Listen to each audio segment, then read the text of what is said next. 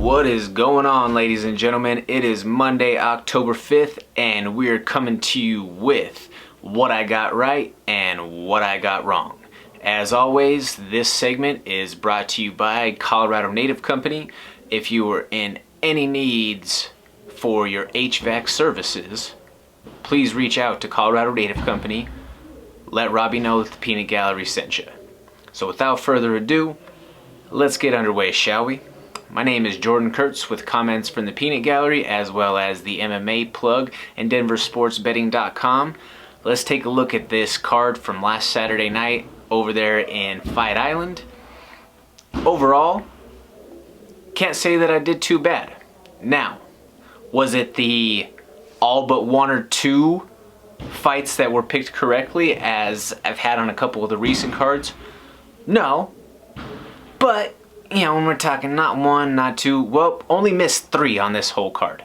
As far as eligible moneyline bets, we hit 70% on this card. 70%, I don't give a damn what anybody says. If you're talking you're hitting 7 out of 10 bets in the gambling world, you're doing pretty good. So let's take a look at these. If we look at the main event, called it. Said Holly Holm, also mentioned it on the DenverSportsBetting.com MMA preview that we do weekly with Ron Kruk. Mentioned that Holly was gonna take it as far as that main event goes. Holly did have that sense of urgency that I spoke of, and she came out and she proved that she is still a fixture within that women's 135-pound division. Personally, I would like to see it ran back with Germaine de Randamie, which we will get to in just a second. In the co-main event, you had pretty much, I mean, it was a dud. Felipe and De Castro, call it for what it is. That fight was kind of a snoozer. The only thing worse than the fight itself was Sataki, I believe Sataki, probably butchering his pronunciation, but the referee. I mean, he was separating them like it was a kickboxing match. Anytime that they started to clinch up on the fence, totally get and totally understand separating if there was a fence grab, but there were some very fast separations when they were just in clinch scenarios, and De Castro was still being busy. He was still throwing punches, which is why you'll see, as far as the cumulative total goes, that he was able to bounce that volume all the way up, and I believe he finished past where Felipe was in terms of his overall strike count. Obviously, significant strikes were the difference maker as far as that matchup goes. I called for De Castro to get the win. That did not happen. So that is 1 of 3 that we missed right there. Looking at the feature fight of the night, GDR, the Iron Lady, Germaine de Randamie against Juliana Pena. It was a plus 2,300 if you were able to call that GDR submission. She was able to show nuances to her game that we have yet to see up to this point. She's obviously one of the best Muay Thai practitioners in all of women's MMA. There's no denying that. But she showed some solid skill against a fighter known for her grappler in the Venezuelan vixen Juliana Pena. She at one point made an adjustment to start going for the Von Flue choke, and then obviously in the end she was able to guillotine her and completely put her out. Technical submission left her unconscious. Again, I would love to see GDR run it back with Holly Holm. This time with both of them at 135 pounds, hopefully without the controversy as far as strikes being landed after the round.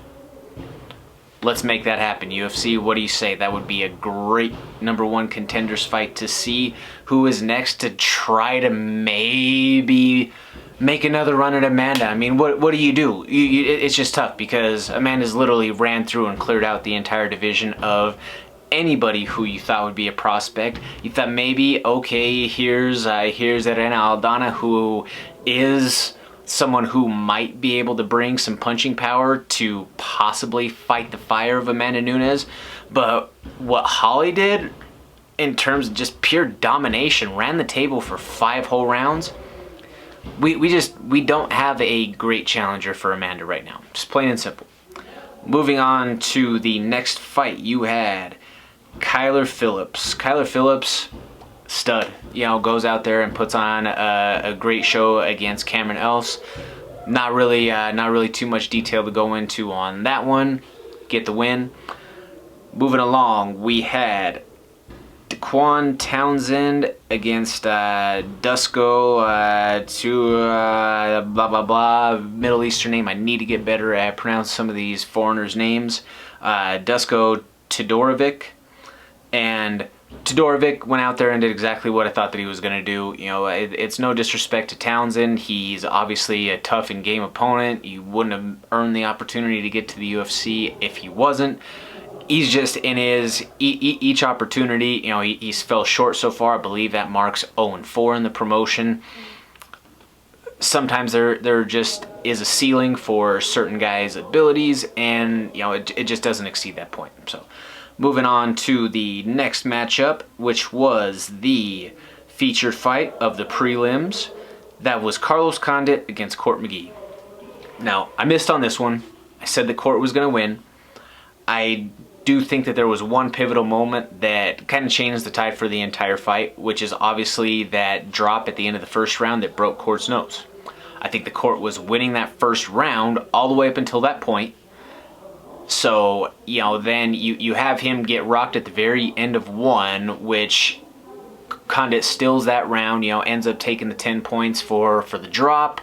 In the second round, obviously Court's still trying to gather his bearings and takes him around to get back to himself. So give those 2 rounds to Condit. Then in that third round, that's where you saw Court really kind of regather himself and make another run at Condit. Too little, too late at that point. You know, he had to figure out a way to finish once it got to the third round. Obviously, from the way that first round ended, but either way, you know, I think that Court still showed that he's got it. I don't think that he's done by any means as far as the UFC goes, even though, yes, he is looking at 3 straight. Sometimes the company decides to make some decisions at that point. Hopefully that's not the case at all. I'm a big fan of Court. Court has always been nothing but cordial and a great individual to interact with whenever I've been around him in person. So Court, I hope that you're doing well in spirits, buddy, and I hope that you get another opportunity to get back in the winner's circle in the UFC. Next fight was a push. That was Charles Jourdain against Culibao. That went to a draw. So as far as any money line picks, those were all voided, so no need to go into that one.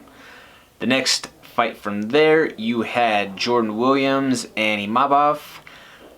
I picked Jordan Williams. He had a very impressive showing the other night or a couple of weeks ago, I should say, on the Contender Series.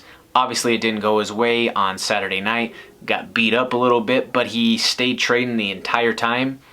So that's that one is on me. I thought that he would be able to figure out something. You know, it seemed like he finally had figured it out after multiple appearances on the Contender Series, and the big momentum was riding on his side.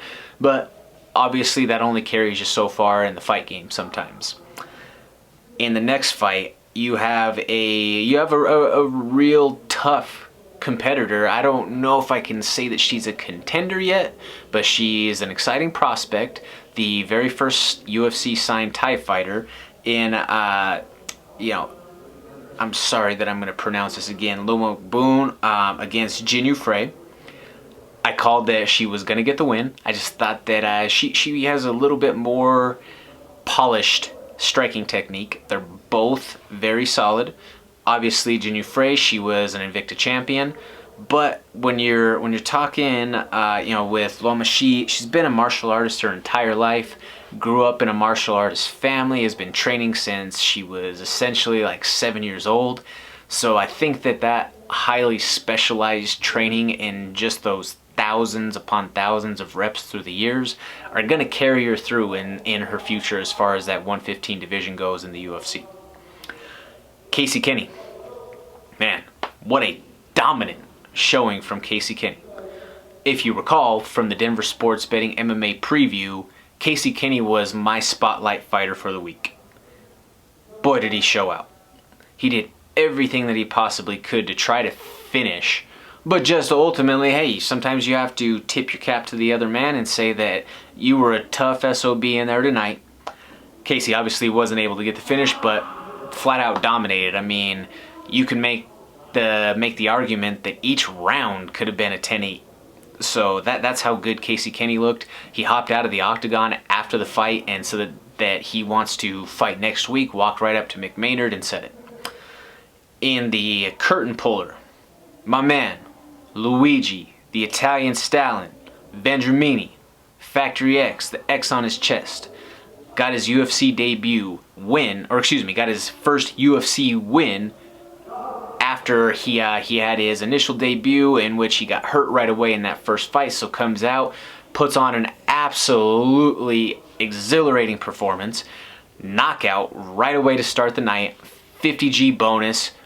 Welcome to the big show, Luigi. I'm glad that you were able to find yourself in that winner's circle after a couple of years of battling some tough injuries and adversity that was beyond your control. And you were able to officially get that first UFC win to truly feel like you belong as a part of that exclusive fraternity. I'm so excited to see what may continue to come because this man is nasty, ladies and gentlemen. I mean, you saw his striking. That wasn't even really giving you any sort of clue as to what he brings in the grappling department. So look for big things to continue to come from Luigi.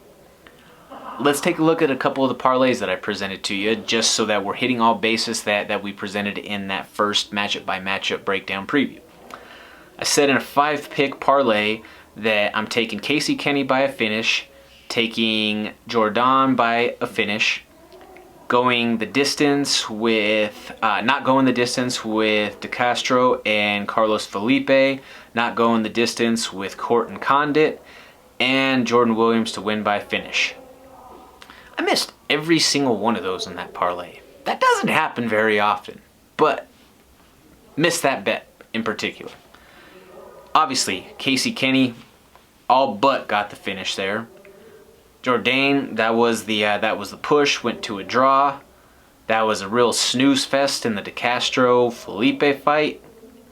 Condit and Court, once he got rocked, was able to, or Condit was able to ride him out for the decision. And then Williams, you know, he wasn't able to let the hands go in the way that he was able to on the Contender Series, and didn't get that finish. As far as the moneyline parlays, had a 6-leg parlay, which turned into a 5, obviously, once the push happened. So out of the 5, we had Dusko hit, we had Casey Kinney hit, we missed on Court, we had Luigi hit, and we hit with Kyler. So we were one away from that parlay of having a pretty significant payout. That would have been a plus 750 payout on that parlay. So once again, this is what I got right and what I got wrong, presented to you by Colorado Native Company. I am Jordan Kurtz with comments from the Peanut Gallery, as well as the MMA Plug and DenverSportsBetting.com. See you back next week.